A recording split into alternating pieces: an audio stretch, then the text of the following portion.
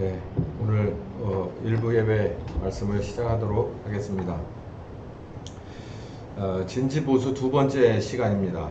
오늘은 현실주의 대 미래지향주의 이렇게 제목을 정했습니다.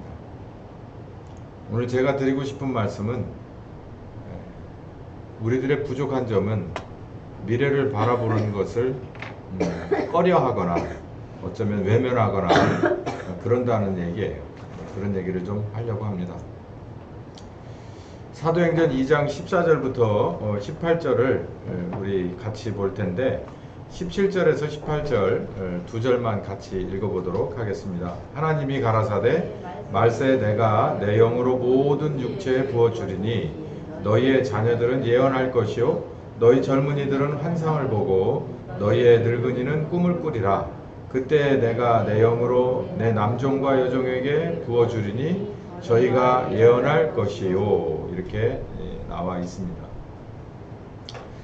이 사도행전 2장의 요 얘기는 14절에도 나왔듯이 베드로가 첫 번째 설교를 하러 나와서 운을 뗀 그런 일성입니다.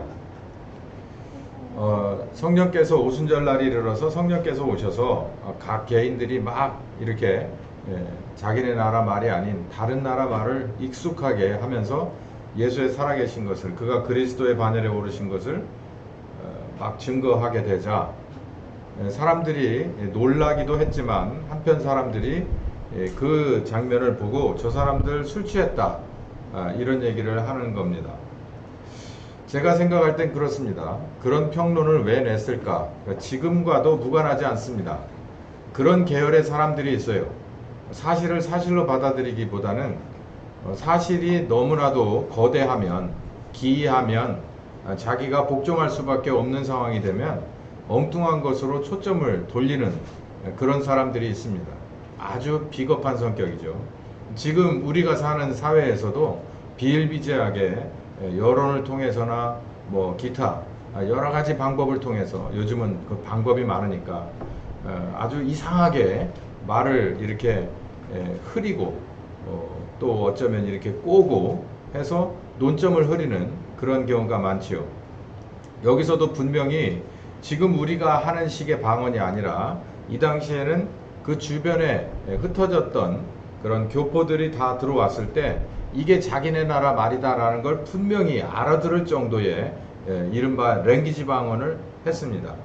그런데도 그걸 이거 정말 신기하네, 놀랍다 이렇게가 아니라 술 마셔서 저렇다, 새술에 취했다, 이게 무슨 말이냐면 아주 싸구려 술에 취했다 이 말이에요. 그런 식으로 비꼬는 사람들이 있습니다.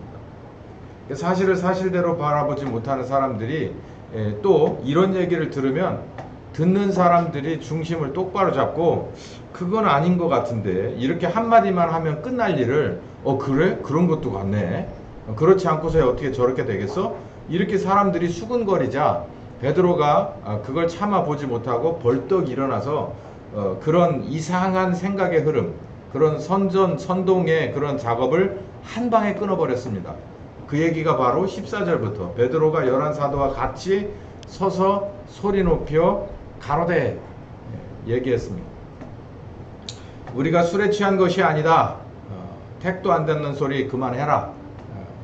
선지자 요엘이 다음과 같이 말했지 않느냐. 하나님이 가라사대 말세에 내가 내 영으로 모든 육체에 부어주리니 너희 자녀는 예언할 것이요 너희 젊은이는 환상을 보고 너희의 늙은이들은 꿈을 꿀 것이다. 남종과 여종에게 내 영을 부어줄 것이다. 이렇게 말하지 않았냐? 우리가 얘기하는 것은 싸구려 술 먹고 새벽까지 흔들흔들 하는 사람들의 술주정이 아니다. 그렇게 바라보지 마라 라고 얘기를 하고 있는 거예요. 근데 저는 이 변증이 속 시원하기도 하지만 여기 요 말에 지금 제가 녹색으로 마커를 해놓은 데를 여러분 가만히 보시면 공통점이 있습니다. 오늘 제가 두 가지 얘기를 했어요. 현실은 바로 지금을 말하는 거예요. 현실은 바로 아래를 보는 거예요. 바로 내가 서 있는 위를 보고 좌우를 보는 겁니다. 그리고 나를 보는 거예요. 근데 미래는 뭐냐면 지금 내가 서 있는 아래와 위가 아니라 앞으로의 것을 보는 거예요. 앞으로의 아래와 앞으로의 위와 앞으로의 좌와 앞으로의 우와 앞으로의 나를 보는 거예요. 이 두 가지 중에서 오늘 사도행전 2장에 오순절 성령 오셨을 때 이들에게 베드로의 일성을 볼 때 오순절 성령께서 오셨을 때 그 핵심은 바로 오늘에 있지 않았다는 거예요. 여기 보세요. 어느 것도 오늘이나 과거 지향적인 게 있는가? 예언도 앞으로의 일을 말하는 거예요. 환상도 옛날 걸 환상 보는 게 아니에요. 앞으로의 것을 말하는 겁니다. 꿈도 옛날 꿈입니까? 앞의 꿈을 말하는 거예요. 미래지향적인 것을 말하는 거예요. 성령께서 오시면 반드시 미래지향적인 그런 일들이 우리 개개인에게 일어난다라는 얘기예요. 중국집에 들어가서 밥을 먹고 나오면 중국집 냄새가 납니다. 샤브집에 들어가서 오리털 파카 입고 겨울에 들어가서 밥을 먹고 나오면 일주일 열흘씩 그 샤브 냄새가 가시지를 않아요.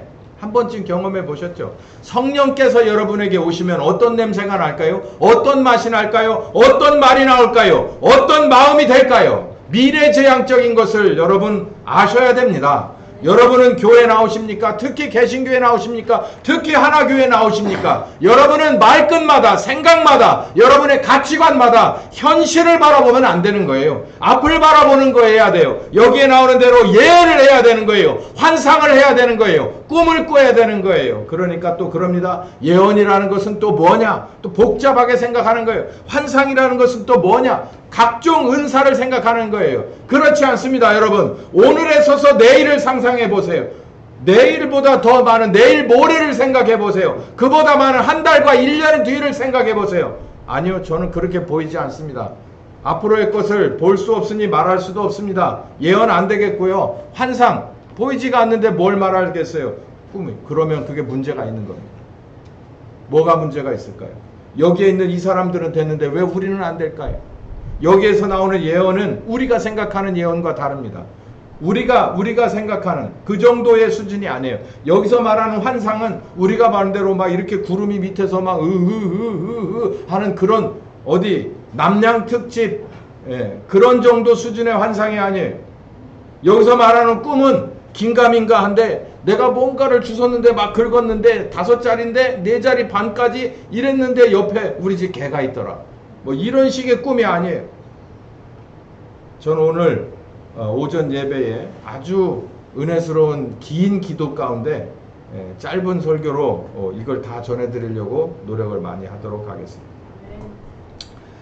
사람은 본능적으로요, 현실과 어쩌면 과거 지향성을 가지고 있어요. 그러니까 지금 서 있는, 그러니까 세상에서 말하는 현자는 지금을 잘 보는 사람이에요. 지금 아주 현실적인 사람이에요. 내가 돈을 얼마를 가지고 있나를 생각해서 차를 살아가는 사람. 그게 똑똑하다고 해요. 이렇게 말하면 이런 사람은 똑똑하지 못하고 사회생활 못한다고 말하죠. 내가 가진 것이 이거밖에 없는데 이만큼 좋은 차를 살려고 하는 거예요. 그건 사람들이 그래요. 야, 너는 현실 파악 좀 해. 네 주제 파악 좀 해. 너 나이가 몇이냐? 이렇게 꾸중을 해요. 이건 뭐냐면 그냥 고작 내게 주어진 오늘의 현실이나 똑바로 보자는 얘기예요. 근데 이 현실은 어떻게 해서 똑바로 볼 수 있느냐면 과거를 지향하면서 현실을 보는 거예요. 옛날에 내가 이래 해서 잘못했으니까 오늘은 그런 거 하지 말자. 이 정도가 세상에서의 지혜입니다. 그게 지혜로운 사람이에요. 야, 옛날을 좀 봐봐. 옛날에 이렇게 해가지고서 네가 직장을 잃어버렸잖아. 네가 나라를 잃어버렸잖아. 이렇게 해서 너 거기서 시험에서 떨어졌잖아. 그러니까 지금 그걸 교훈 삼아서 오늘을 똑바로 살아. 이게 세상에서 말하는 거예요. 이게 다라고. 그런데 성경은 뭐라고 말하고 있느냐면 오늘을 기점으로가 아니라 미래를 보라는 거예요. 앞을 보라는 거예요. 그러니 이게 맞겠어요? 안 맞죠.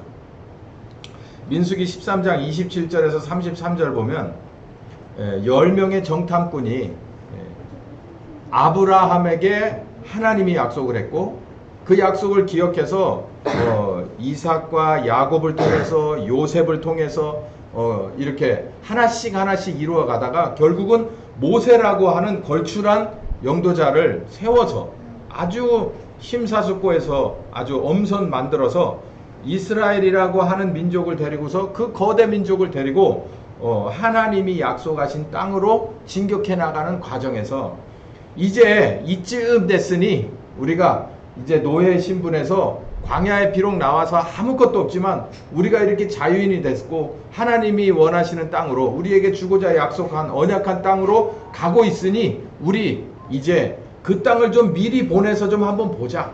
그래서 12명을 각 지파별로 각 족속별로 한 명씩 데려와. 그래가지고 제일 날고 긴다 하는 사람, 뭐 신체적인 조건도 괜찮고 이 머리도 괜찮고 여러 가지 분별력이나 이런 걸 뛰어난 사람 하나씩을 엄선해 가지고 보냈습니다.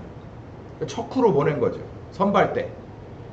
근데 공교롭게도 10명과 2명으로 의견이 갈렸는데 여기 10명 대다수를 훨씬 넘어 거의 전부가 다 이런 마음을 품었다는 거예요. 12명에서 10명이면 도대체 몇 프로입니까?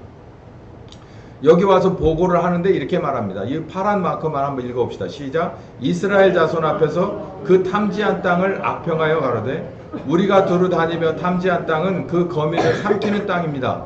거기서 본 모든 백성은 신장이 장대한 자들입니다. 거기서 또 네피림의 후손 아낙 자손 대장부들을 보았습니다. 우리는 스스로 보기에도 메뚜기 같습니다. 그들을 보기에도 그와 같을 것입니다. 라고 말을 해요. 이거는 아주 냉정하지만 사실에 가까운 판단입니다. 뭐 이거에 대해서 모세도 부정하지는 않았고 그 당시에 같이 따라갔던 여호수아나 갈렙도 그래 니네 판단이 맞아 라고 얘기했습니다. 이게 현실이에요. 이게 우리들의 현실이에요. 주제 파악을 똑바로 해. 현실 파악을 똑바로 해야지. 그게 오히려 미래지향적인 거야 라고 얘기합니다. 근데 여기 보니까 현실 파악을 똑바로 하다 보니까 어떤 일이 벌어졌냐면 제가 여기에 다 발췌하지는 않았어요. 여러분이 다 아실 테니까. 이런 소리가 딱 나오고 난 이 34절부터 무슨 얘기가 나오냐면 엉엉 울기 시작해요. 여기저기서 하기 시작하더니 막 더 엉엉 울기 시작하는. 왜 그럴까요? 현실을 똑바로 봤는데 왜 눈물이 날까요? 그리고 나서 그 다음에 어떤 일이 벌어졌는 줄 아세요? 모세와 아론을 돌로 패 죽이려고 하고 하나님한테 삿대질을 하기 시작했습니다. 어디에서? 광야에 나와서. 어떡하려고? 대책 없는 인간들이에요, 이 사람들. 제가 가만히 생각해 보면 어떡하려고? 다시 애굽으로 돌아가려고? 여러분, 제가 시간이 없어서 여러분 한 사람 한 사람의 상황을 제가 꼭꼭꼭꼭 집어서 말씀을 안 드릴게요. 어떡하려고? 애굽으로 돌아가려고? 돌아가자고 이러는 거예요? 현실을 파악하는 거예요? 원래 여호와 하나님은 앞을 보고 아브라함과 언약을 했어요. 현실적인 문제를 가지고 아브라함은 나왔지만 앞을 보고 언약을 했다고요. 믿음은 앞을 보는 거예요. 지금을 보는 게 아니에요. 지금은 비록 이렇더라도 하나님이 이렇게 하신다면 나는 그 모든 것을 따라가리라고 작정하는 게 믿음입니다. 이게 거의 하나님 앞에 밖에는 없어요. 거의 이 세상 가운데 이런 거 없어요. 그러니까 이 믿음이 현실을 진짜 잘 파악하니까 믿음이 깨져버리네. 하나님하고의 관계가 완전히 깨져버려요. 단절. 현실을 잘 파악하다 보니까 이 문제가 생겨요. 여기 지금 보세요. 이 현실, 사람의 본능은 현실 파악하는 것만으로도 진짜 똑똑한 사람이라니까요. 그냥 이 과거를 보면서 현실을 똑바로 파악하고 적용하려고 하는 건 똑똑한 사람이에요. 세상의 학문도 그거 이상이 없어요. 근데 이 과거를 지향하면서 아예 과거에 묻혀 사는 경우도 있어요. 뭐 그런 건 진짜 말도 안 되니까 제가 꺼내지도 않겠습니다. 출애굽기 16장 1절부터 3절 보면 출애굽기의 대부분은 뭔지 아세요? 이스라엘이 나온 이야기가 주로 있는데요. 그 나머지 것은 대부분 뭐냐면 하나님이 그렇게 공들여서 원대한 계획을 품고 우리 입장에서 볼 땐 이게 이제 다 보이니까 끄잡아낸 이스라엘의 그 민족이 항상 사사건건 하나님을 원망하는 거예요. 이스라엘 온 회중이 그 광야에서 모세와 아론을 원망했다. 모세와 아론은 왜 원망하는데? 그 사람들이 뭔 잘못이 있다? 하나님을 원망하는 거예요. 네? 하나님을 원망해서 진짜 좋을 게 뭐가 있습니까? 아니, 근데 진짜. 네. 이 답답한 짓을 했어요. 물이라고 별 다를 게 있냐. 제가 오늘 설교 제목이 진지보수잖아요. 진지보수. 꽤 잘 이렇게 방어막이 돼 있는 것 같아요. 적의 공격을 막을 수 있는 것도 같고, 여기서 뭔가 안전하면서 뭔가 다음을 도모할 수 있을 것도 같은데, 진지가 흔들흔들 거리고 어딘가 이렇게 밑장이 빠져 있고 이런 거예요. 그래서 진지보수를 철저히 하거든요. 지금 우리도 마찬가지라는 거예요. 뭐를 진지보수하라는 얘기냐? 우리는 과거지향적이냐 아니면 현실지향적이냐? 그렇지 않으면 미래지향적이냐? 이 미래지향적인 것도 두 가지가 있습니다. 몽상가, 드리머. 몽상가, 인본주의적인 몽상가. 흔히 이런 그 광고 카피를 보셨죠? 드림 컴 트루. 여러분, 세탁기 여기 고장 나갖고 전기가 며칠 불과 한 이틀 안 들어왔어요. 여름에 더우니까 작업을 하면 막 그냥 빨래가 막 쌓여요. 그러면 빨래 이게 바구니에 이만큼 이렇게 쌓여요. 제가 그 쌓여가는 걸 보고 하나씩 안 입던 작업복까지 입고 나서 이거가 마지막인데 속으로 생각할 때 그렇게 생각했어요. 이거 전기 안 들어오면 이거 손으로 빨아야 되나? 눈앞이 캄캄한 거야. 이거 빨으라고 하겠어요? 저 아내한테? 빨으라고 하면은 세탁은 당신 담당이잖아. 그러고 이제 우아하게 빠질 거 아니에요. 그러면 제가 빨아야 되는데, 아이고 주여, 이거 전기가 오긴 와야 되겠습니다. 세탁기 돌아. 이건 지금 선택이잖아요. 약간 있는 해프닝이잖아요. 근데 우리들의 어머니 세대는 세탁기 없는 세대를 살았어요. 그 당시에 어머니들은 늘 꿈을 꿨겠죠. 내가 이 주방에서 일하고 내가 그 주부로서의 삶을 사는데 뭔만 안 하면 살 것 같다. 빨래만 안 해도 살 것 같다. 설거지만 안 하면 어떨까? 근데 그게 드림 컴 트루가 됐어요. 집집마다 요즘은 건조기까지 다 있습니다.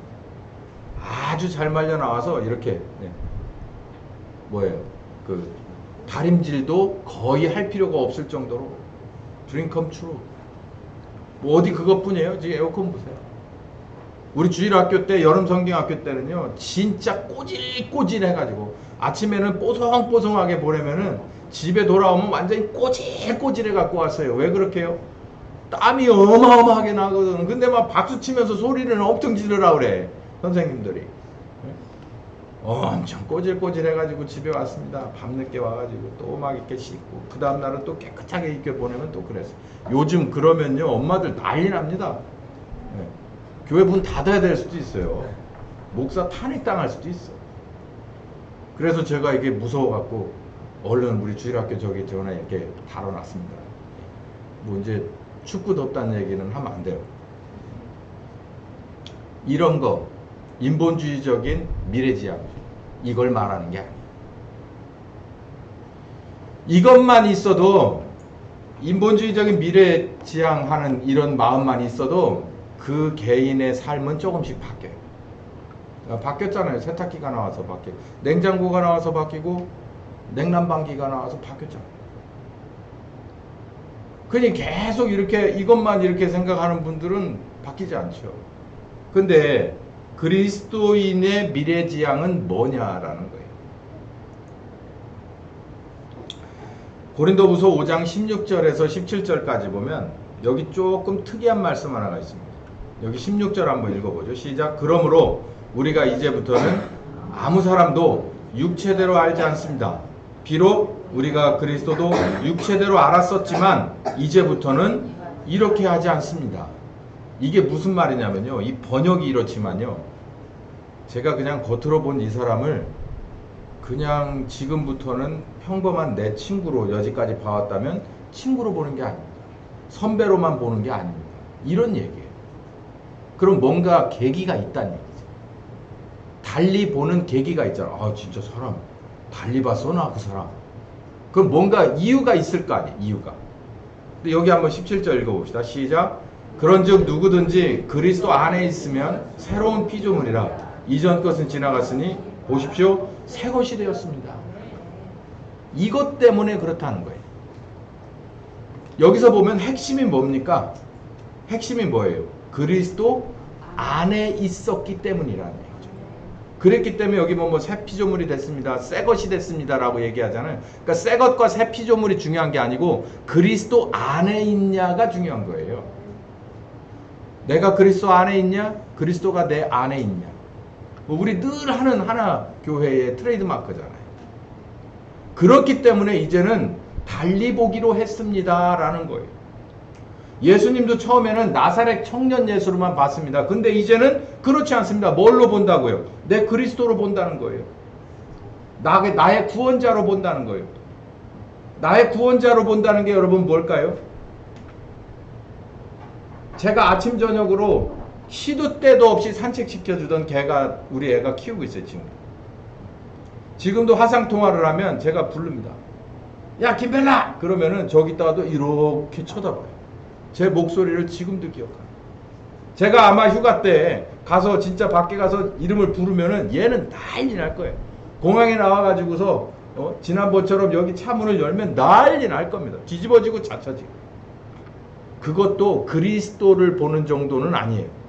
우리가 그리스도를 봤을 때는 얼마나 더 정말 기쁘고 흥분되고 감출 수 없는 이런 액션이 나와야 될까요? 근데 우린 그렇지 않잖아요. 저 개가 나를 사랑하는, 나는 아침 저녁으로 데리고 다니면서 이쁘다 이쁘다 해주고 오줌 싸라 그리고 똥 싸라만 해줄 뿐이에요. 간식 조금씩 주고 혼낸 건 더 많고. 근데도 저렇게 환장을 하고 막 뒤집어지고 자처지고 막 그냥 이리 뛰고 저리 뛰고 등치가 막 한 50kg 되는 놈이 나한테 막 돌진해 오면은 이젠 겁나기도 하더라고. 그러면서도 저는 생각해요. 나의 그리스도한테 나는 이렇게까지 하나? 이것만큼도 못하는데, 안 하는데, 나는 맨날 수도꼭지 틀면 이 수돗물 나오는 것에 감사하지 않듯이 우리 주님의 은혜에 난 이렇게 감격하지 않는데, 나는 진짜 어떤 류의 인간인가라는 것을 늘 반성을 하죠. 여기 보니까 그래요. 그리스도 안에 있다면 이제는 다른 사람입니다. 라고 바울이 고백하는 거예요. 이 바울은 아주 철저하게 이 내용을 공부한 사람이에요. 경험한 사람이에요. 그렇기 때문에 다니는 곳마다 복음을 전할 때마다 복음을 받아들인 사람은 이제 그리스도와 하나 된 사람은 달리 보기 시작하는 거예요.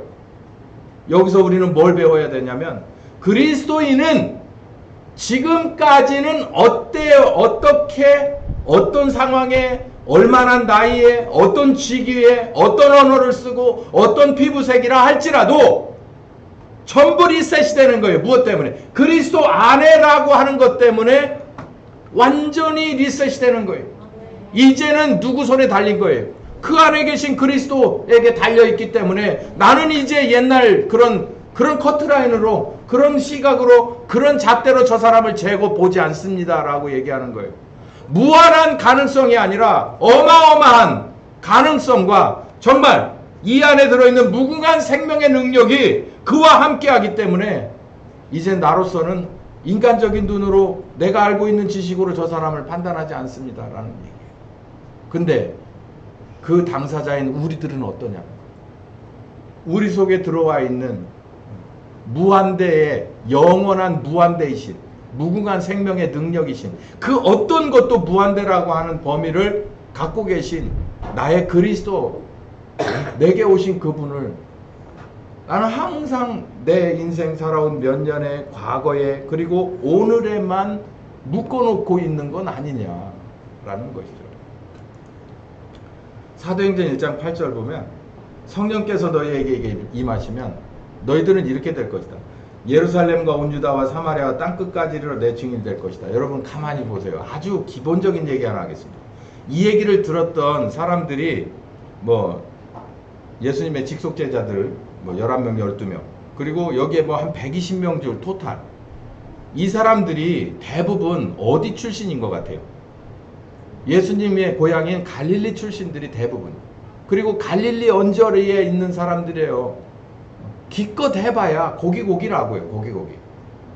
근데 이 사람들에게 있어서 예루살렘을 넘어간다는 건 어떤 의미일까요? 그 옛날에 예루살렘을 넘어 유다라고 하는 곳까지 자기의 바운다리가 넓어진다는 건 뭘 의미하는 걸까요? 지금은 여기서 비행기를 타면 24시간 안에 전 세계 어디든지 공항에 떨어집니다. 그 지역 공항에 떨어져요. 24시간 안에. 특별한 이유가 없다면.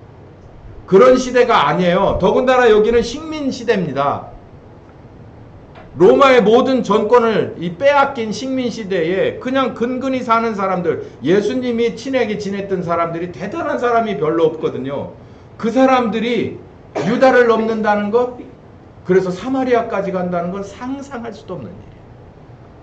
땅끝까지 간다는, 이 당시의 땅끝은 제가 해석을 하자니 우리의 목숨 끝이지만 이 당시의 땅끝은 서바나, 스페인으로 보던 때예요. 예루살렘에서 스페인까지 얼마나 먼 때입니까? 말도 안 되는 먼 데잖아요. 근데 거기까지 가겠다는 거예요. 제가 언젠가 12명의 제자들이 어디 다녔나를 말씀드렸죠. 그 중에 가장 멀리 우리가 살고 있는 이 동쪽으로 온 데 사람이 어디까지 왔다고요? 태국까지 왔다고요. 태국. 그리고 저쪽으로 아프리카 쪽으로 더 내려간 사람은 어디까지 갔다고요? 에티오피아. 위로는 얼마나 올라가고 그 중간에 있는 페르시아는 다 더듬었죠. 여기 이 말씀이 그대로 이루어졌는데 이 사람들 중에서 그렇게 내가 그 먼 곳을 이렇게 밟고 다니면서 이 주의 나라와 주의 뜻을 위해서 사역을 할 거다라고 생각한 사람은 한 명도 없었는데 사도행전 1장 8절에 보면 그렇게 될 거라고 얘기를 했어요. 여기는 더 넓은 얘기 하나 있습니다. 디모데전서 4장 8절에 보면은 금생과 내생의 약속이 있습니다 라고 얘기를 해요. 이 디모데에게 바울이 편지를 쓰면서 금생은 지금 있는 우리들의 삶이고요, 내생은 우리들의 이 삶이 끝난 다음번에, 이건 하나님의 나라가 펼쳐진 그때를 말하는 거예요. 그러니까 우리들은 이렇게 생각해요. 내 나이가 예를 들어서 60이다. 그러면 우리 보통 100까지 산다고 해요. 100까지 산다고 하면 40년. 그냥 한 해 한 해 지나가서 한 70쯤 됐어요. 그러면 내가 앞으로 대충 얼마 살겠다. 잘 살면 30년 더 살겠다. 이렇게 계산을 해요. 근데 여기 지금 바울은 물론 그 전에 훨씬 젊었을 때 형장의 이슬로 순교했지만 바울의 이런 열린 시각은 금생과 내생을 품고 있어요. 그 가운데서 뭐한 이유로 인해서 자기의 목숨이 끊어지는 것은 여기에 해당되지 않아요. 그러니까 세상이 감당할 수 없는 사람들이라고 히브리서 저자가 말하잖아요. 예수 믿는 사람은 세상이 감당할 수 없어요. 왜냐하면 세상에서는 유효기간이라는 게 있어요. 그리고 판매할 때 권장기간이, 유통기한이라는 게 있어요. 사람도 마찬가지거든요. 나이가 먹어가면서 청년의 생각만 계속하는 사람을 손가락질합니다. 주제파, 나이 좀 생각하시오. 근데 여기 보면 성경은 그렇지 않아요. 왜? 그 사람 개인으로만 보면 나이도 생각해야 되고 학력도 생각해야 되고 자기 경험도 생각해야 되고 자기 가진 능력도 생각해야 돼요. 근데 뭐냐면 온갖 것에 무한대이신 성령께서 그 안에 오셨으면 그건 얘기가 달라져요. 점점 흔들리고 있습니다. 여러분이 이해합니다. 사도행전 20장 22절에서 24절을 보면은, 그리고 디모데후서 4장 6절에서 8절을 보면은 제가 이렇게 소제목을 달았죠.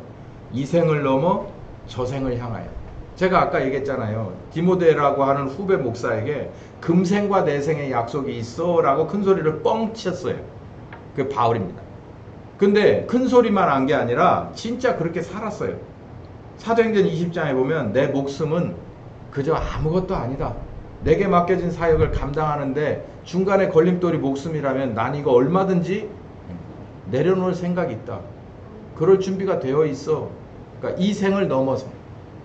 여기가 진짜 끝이고 여기가 그러면 정말 아껴야죠. 건강도 아끼고 말도 마음도 아껴서 여기가 끝이니까 엄청나게 정말 마르고 닳도록 잘 관리해서 써야 되잖아요. 근데 바울은 뭐라 그러냐면 그게 아니야. 나는 이 생을 넘어서까지 보고 있기 때문에 나는 여기서 이거 관심 없어. 여기 나의 달려갈 길과 주 예수께 받은 사명, 나의 내 목숨을 중요한 것으로 생각하지 않아.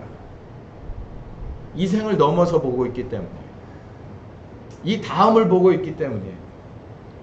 디모데후서 4장은 정말 이렇게 순교를 바로 눈앞에 둔 감옥에서 디모데에게 마지막으로 편지를 씁니다. 관제라고 하는 것은 이렇게 부어서 드리는 거예요. 이렇게 포도주나 기름을 제단에 이렇게 부어서 이렇게 냄새가 나게끔 이렇게 하는 그런 제사법인데, 관제라고 하는 것은 관제와 같이 내가 부음이 되었다. 그러니까 이제는 내가 그러니까 이렇게 여기에 기름병이 있는데 여기에 부었으면 다시 이걸 주워 담을 수가 없잖아요. 그 얘기를 말하는 거예요. 관제와 같이 내 인생은 하나님의 제단에 부어졌다. 이제 다시 돌이킬 수 없는 그런 마지막 골목으로 들어가고 있다 이 말이죠. 내가 부음이 되고 떠나갈 기약이 됐다. 이렇게 하고 결국은 순교했습니다. 그래서 뭘 보면서 그렇게 본인이 갈망하던 이 생을 넘어 저 생을 향해서 곧바로 달려갔어요. 이게 누구도 그렇게 했냐면 예수님도 그렇게 했어요. 우리도 그렇게 했어요. 이게 미래지향적인 삶. 뭐에 막히면 안 돼요? 우리들의 삶의 육체적인 건강과 혹은 죽음에 가로막히면 안 된다는 거예요. 무엇 때문에? 우리 속에 계신 분은 영원하신 분입니다. 지위와 학력 그리고 성별과 나이는 이 세상에서는 굉장히 중요한 이유가 됩니다. 근데 누구에게는? 하나님 앞에는, 신약의 우리 성도들은 성령님 앞에는 이거 불문이에요. 120명의 성도들을 이렇게 이력서를 한번 이렇게 보면은 좋겠는데 뭐 다 나타난 건 아니지나 12명의 제자들만 봐도 이거 그렇게 쓸만한 객관적인 그런 수준은 아니었다고 볼 수 있어요. 근데 그 사람들 다 썼어요. 단지 하나면 됩니다. 요한복음 21장 15절에서 17절 베드로를 부를 때인데요. 예루살렘 교회의 헤드를 부를 때 뭐라 그러냐면 네가 이 사람들보다 나를 조금이라도 더 사랑하냐라고 물어봤어요. 네가 나를 사랑하냐? 그거 3번 물어봤어요. 네가 나를 사랑하냐? 나를 사랑하냐라고 물어봐요. 그거면 된 거예요. 뭐 물어보지 않았냐면 너 어디까지 공부했냐? 신대원 나왔냐? 히브리어는 잘하냐? 헬라어는 그냥 줄줄 익어가면서 독해하냐? 이런 거 물어보지 않아요. 저 못하고. 저 그런 거 못해. 히브리어 헬라어 한 번도 인용을 안 하잖아. 못하니까. 성별, 나이, 딱 한 가지. 내가 이 사람들보다 주님을 더 사랑합니다. 그러니까 일을 탁 맡겼어요. 내 어린 양을 먹여라. 내 양을 쳐라. 내 양을 먹여라. 왜 그렇게 했을까요? 하나님이라고 생각이 없을까요? 베드로보다 더 잘난, 객관적으로 잘난 사람이 없어서 그랬을까요? 아닙니다. 사랑하는 거 하나면 돼요. 우리는 주님 사랑하는 거 하나면 돼. 그 열정 하나면 됩니다. 그리고 나머지는 누가 다 책임지는 거예요? 성령께서 책임지는 거예요. 우리가 주를 사랑하면 주님께서 우리를 리더해서 가시면 돼요. 교회의 머리가 중요해요. 물론 지체도 중요합니다. 근데 머리가 멀리 보고 분별력이 있고 그리고 수준을 잘 알아서 우리에게 꼭 맞는 일거리를 따오고 그대로 끌어가는 건 머리가 되시는 분은 우리 주님이잖아요. 그러니까 우리는 그냥 믿음으로 순종하고 따라가는 거예요. 쉽죠? 마태복음 28장 18절에서 20절에 보면은 우리 한번 읽어봅시다. 시작. 예수께서 나와 일러 가라사대 하늘과 땅의 모든 권세를 내게 주셨으니 그러므로 너희는 가서 모든 족속으로 제자를 삼아 아버지와 아들과 성령의 이름으로 침례를 주고 내가 너희에게 분부한 모든 것을 가르쳐 지키게 하라. 볼지어다 내가 세상 끝날까지 항상 함께 있으리라 하시니라. 제 말씀이 맞죠? 여기 성경에 그런 얘기 있잖아요. 우린 사랑하면 돼요. 항상 함께 하신다. 뭐 어떤 분이 하늘과 땅의 권세를 다 받으십니다. 그분을 사랑하고 그분이 우리를 인도하는 대로 순종하면서 따라갈 수 있는 결단과 순종만 있으면 돼요. 그게 없어서 문제죠. 자, 우리 오늘 말씀은 제가 이제 여기까지 이제 할 텐데요. 그리스도인은 미래지향적. 여기 이제 제 얘기를 조금 하고, 설교에는 원래 설교자 얘기를 안 하는 게 맞는데 오늘은 조금 드려야 여러분에게 좀 회초리가 될 것 같습니다. 제가 이 교회에서 개척을 한 게 2005년 1월이죠. 저는 원래 미래지향적이지 못했습니다. 전 진짜 정말 저를 제일 잘하는 저하고 오래 사는 뭐 그런 사람들은 저를 보면 저 사람 미래지향적인 사람은 아니야 라는 걸 뭐 단박에 알죠. 현실도 제대로 파악하지 못하는, 그리고 뭐 과거도 비판적으로 이거 앞으로 이렇게 해야 되겠다라고 하는 뭐 그런 쪽으로 냉철하게 분석하는 이런 것도 없어요. 진짜 별로예요. 한마디로. 근데 전 정말 감사한 게 이 말씀을 공부할 수 있는 기회가 생기고, 이 말씀은 그냥 글자의 말씀과 논리나 이론이 아닌 것을 알아가면서 저는 조금씩 바뀌어 나갔어요. 무엇으로? 현실을 보는 것도 중요하지만 본능적으로, 아까 있잖아요, 새 것이 된다고 하잖아요. 성경 말씀을 읽으면서 이게 진짜 이론과 그리고 글자가 아니라는 것을 경험하면서 제 많은 것들이 바뀌었는데, 그리스도 안에서, 그 말씀 안에서 저는 미래지향적인 것으로 조금씩 바뀌어 나갔어요. 그렇게 됐을 때 제게 일을 맡겨주셨어요. 그게 하나침례교회예요. 저는 원래 94년에서 6년 동안 미국 유학에 실패를 한 사람이에요. 그리고 큰 상처를 안고 돌아와서 그 후유증에 시달리던 사람이었어요. 근데 그 후유증마저도 하나님은 그리스도 안에서 무엇으로 바꿨냐면 미래지향적인 것으로 바꿔주셨어요. 그래서 저는 우리 교회에 발을 딛는 한 사람 한 가정마다 저는 그들을 보고 싶어서 본 게 아니라 그들의 미래를 보여주시는 성령님을 경험했어요. 그래서 어린 친구들에게는, 그 당시에 어린 학생들에게는 정말 멀리 볼 수 있는 기회를 주려고 안간힘을 썼습니다. 또 거기에 따라서 정말 근거지가 저쪽으로 옮겨진 그런 케이스도 있었고, 또 지금도 진행 중이거나 또 그렇게 노력을 많이 했던 기억이 생생해요. 그 학생들뿐만 아니라 지금 나이가 웬만하신 분들도 다 미래지향적으로 제가 다 이른바 컨설팅을 해드렸어요. 어떤 분에게는 이렇게 해가지고 이렇게 공부를 하셔서 이런 자리에 갔으면 좋겠습니다 라고 하는 패턴으로 많은 분들이, 저를 안 거쳐간 분들이 없어요. 거의 100% 믿지 않았습니다. 그건 지금도 별로 달라진 게 없습니다. 그래서 제가 진지보수라고 하는 이 설교 말씀의 말미에 제가 드리고 싶은 말씀이 있어요. 제가 여러분에게 드리는 건 인본주의적인 몽상이 아닙니다. 제가 만약에 목사가 아니었다면 저는 아마 여러분의 삶에 있어서 이런 종류의 컨설팅을 할 필요가 없었겠죠.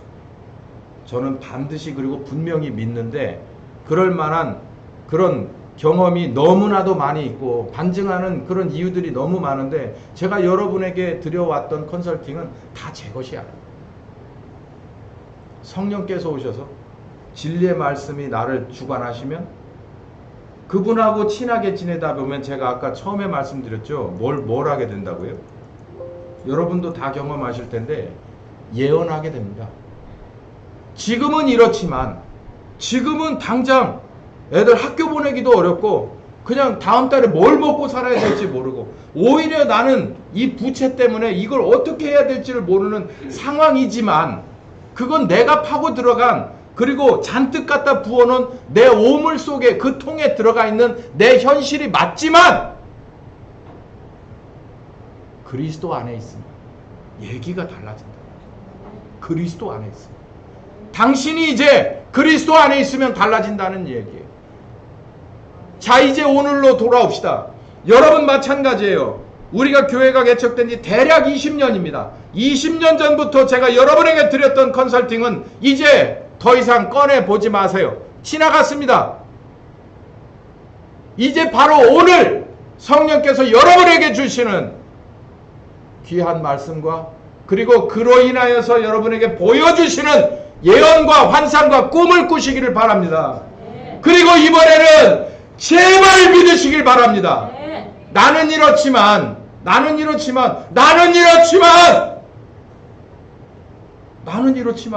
맞아. 틀린 게 아니에요. 나와 함께 하시는 그분은 그렇지 않습니다. 그분은 내 수준에서 한 뼘 정도 크신 분이 아니에요. 그분은 내 수준에서 그냥 조금 한 단계 올려놓을 수 있는 분이 아니에요. 우리의 문제가 아니라 하나님의 나라와 하나님의 뜻이라서 우리 같은 사람들은 준비만 되면, 따라갈 준비만 되면, 여러분 그리스도인 출신의 위인들을 가만히 보세요. 우리나라에는 48년에 우리나라를 세운 우남 이승만 대통령을 보세요. 그분은 어디에서 예수님을 만났습니까? 모르시지?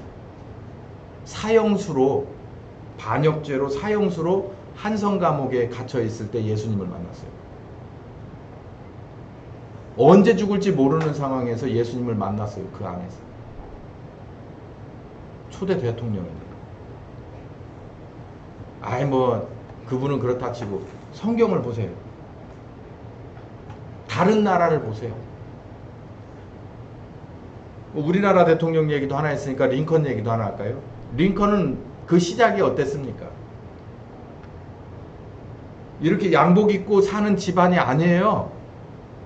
아주 힘든 집안에서, 정말 가난한 집안에서, 대부분의 역사의 회긁은 위인들은 다 그런 출발을 했습니다. 그 안에 누가 계셔서? 그리스도가 함께 하셨어요. 바로 그 본인이 그리스도 안에 있어서, 그리스도는 그 본인 안에 있었기 때문에 이제는 겉에 있는 환경으로 그 사람을 재단하지 않습니다. 바울이 그렇게 얘기하잖아요. 남들은 어떻게 보든 상관없어요. 무한하신 하나님이 이 안에 들어가 있기 때문에. 나이도 생각해 볼까요? 우리들은 그렇잖아요. 회사에서 오너면은 누구를 좀 뽑을 때 어떤 직종이든지 나이를 제일 먼저 생각합니다. 이거는 젊은 사람 아니면 하기 힘들어. 그러면 얼마나 고급 인력이고 경험이 많다 하더라도 일단 잘리는 거예요. 나이라는 것이 있어요. 나이라는 걸 생각하면 모세 얘기를 안 할 수 없죠. 모세는 언제 필드에 배치가 됐냐면 80살 때 갔습니다. 80살. 그 당시에는 사람들이 몇백 년씩 살았다는데 모세 몇 년 살았게요? 대략 80세 때 하나님이 쓰시기 시작해서 40년 광야 생활 끝난 때 모세 데려가셨어요. 그러면 120. 그러니까 일 끝나면 데려가는 거예요. 데려갈 때 되면. 남들은 뭐 벽에 똥칠할 때까지 200~300년 살았을지 모르지만 모세는 하나님이 쓸만한 사람으로 만들어서, 공들여 만들어서 40년 딱 쓰고 바로 데려갔어요. 여기까지야. 그러고서 바로 데려갔다. 나이? 그것도 문제가 아니네. 내가 뭘 할 수 있을까? 그건 본인 생각이지. 하나님이 하셔야겠다는데 우리가 거기서 제가요? 이거 겸손한 거 아닙니다. 겸손한 거 아닙니다.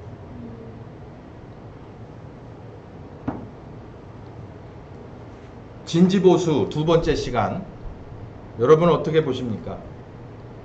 여러분이 그리스도라고 고백하고 침례받고 십자가 복음으로 자기를 부인할 줄 알면서 점점 성숙해 가신, 여러분을 그렇게 하게 하신, 우리를 구원하신 하나님을 얼마만한 사이즈와 얼마만한 무게로 보십니까? 그게 여러분의 신앙 고백입니다. 나는 비록 뭐뭐뭐 할지라도 나와 함께 하시며 나를 구원하신 그분은 나와 같지 않으시다. 그분 손에 달렸다. 이게 진정한 믿음입니다. 여러분 다시 초심으로 돌아갑시다. 어떤 초심? 그냥 막 어떻게든 멀리, 그리고 그냥 내가 원하는 것에 가장 큰 것만 바라보던 그 어린아이의 미래지향을 벗어버리고, 주님, 저는 이렇지만 주님이 저를 사용하신다면 주님께서 물어보는 건 딱 한 가지. 네가 나를 사랑하냐? 네가 나를 믿느냐? 네가 나를 따를 준비가 됐느냐? 네가 나를 의지하고 끝까지 따라오겠느냐? 요거 물어본 거예요. 그거 오케이 하니까 베드로 끝까지 데리고 갔잖아.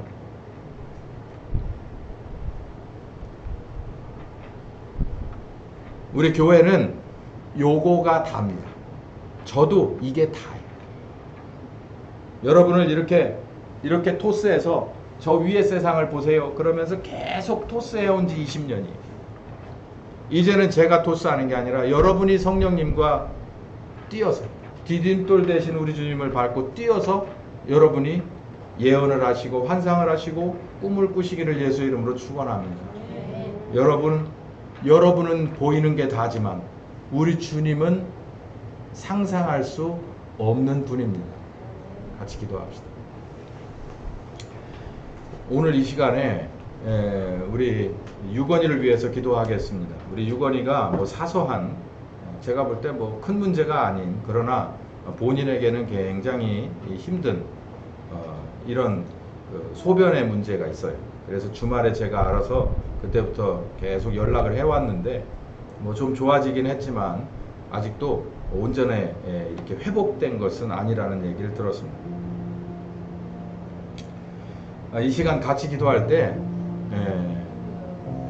여러분 정말 우리에게는 많은 이유로 인해서 이렇게 우리의 영도 그리고 마음도, 그리고 이게 지속되면 우리의 몸까지도 문제가 발생하는 거예요. 그러니까 몸의 문제는 사실은 위에 있습니다. 우리의 마음의 문제고 영의 문제예요. 전 이렇게 생각해요.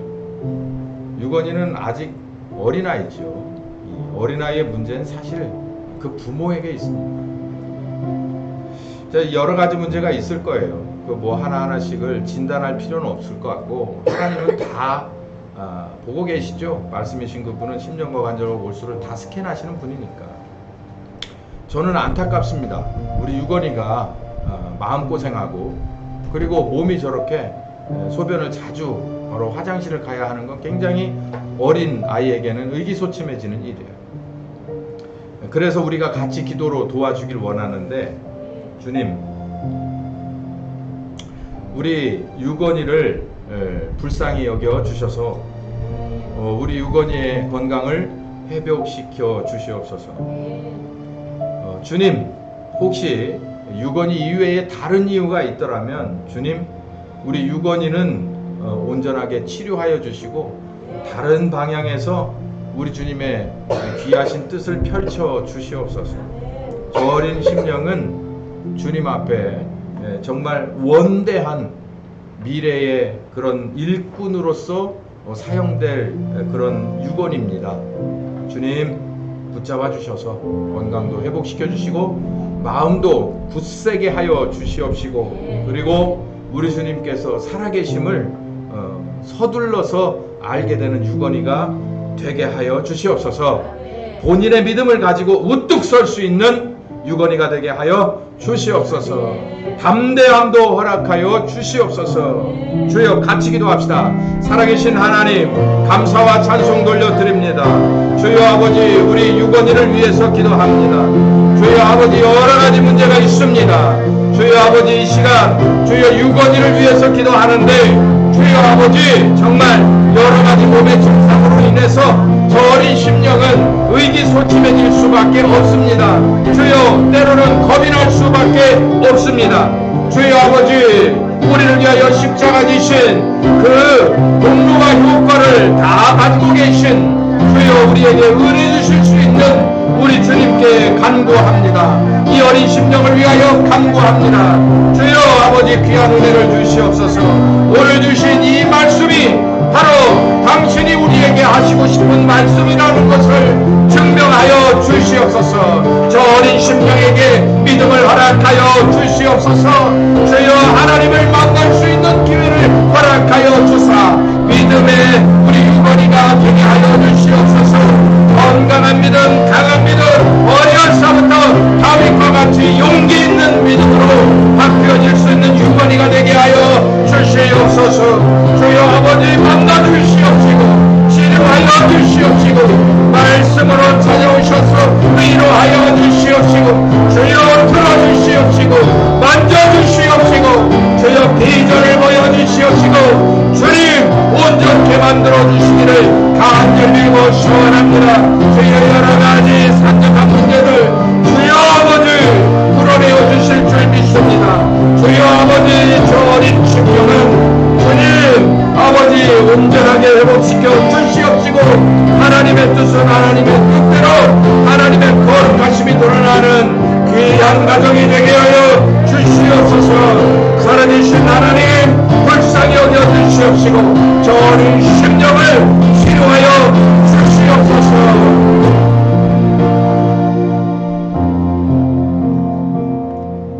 지금은 우리 주 예수 그리스도의 은혜와 아버지 하나님 극진하신 사랑하심과 성령님의 교통하시는 역사가 이제는 정말 내 인생의 모든 것을 주님 앞에 드려 예루살렘을 넘어 유다와 사마리아와 땅끝까지 가기 원하시는 성령님 따라가기로 작정한 심령과 가정과 교회 위에 함께 하시기를 예수 그리스도의 이름으로 축원하옵나이다. 아멘.